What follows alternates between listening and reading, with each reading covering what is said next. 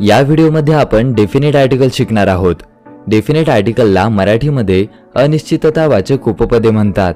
The हा एक definite article आहे। द या आर्टिकलचा वापर कसा करावा हे शिकण्या अगोदर त्याचा उच्चार कसा करावा हे आपण आधी बघूया।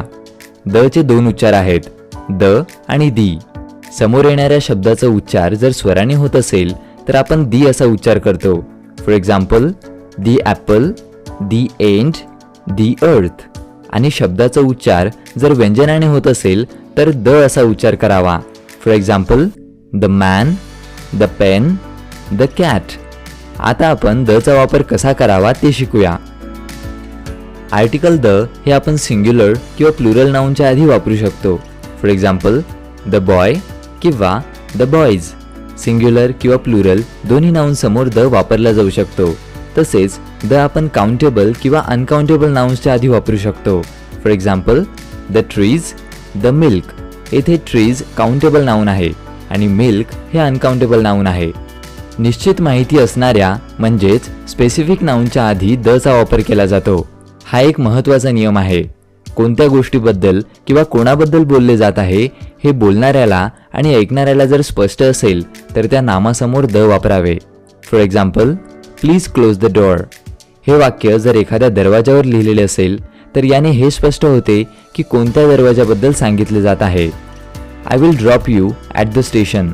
स्टेशन एकच असल्यामुळे किंवा कोणते स्टेशन हे स्पष्ट असल्यामुळे येथे द स्टेशन असे म्हणावे लागेल। त्यामुळे लक्षात ठेवा की तुम्ही कशाबद्दल बोलत आहात हे जर स्पष्ट असेल तर अशा स्पेसिफिक किंवा पर्टिक्युलर नाउन समोर नेहमी द वापरावा। आता द वापरण्याचे आणखी काही नियम बघूया।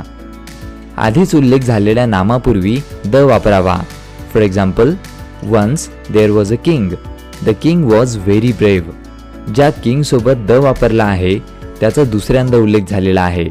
किंग या नामाचा आधीच उल्लेख झाला असल्यामुळे किंग हे नाव दुसऱ्यांदा निश्चित बनते, त्यामुळे दुसऱ्यांदा द वापरला जातो।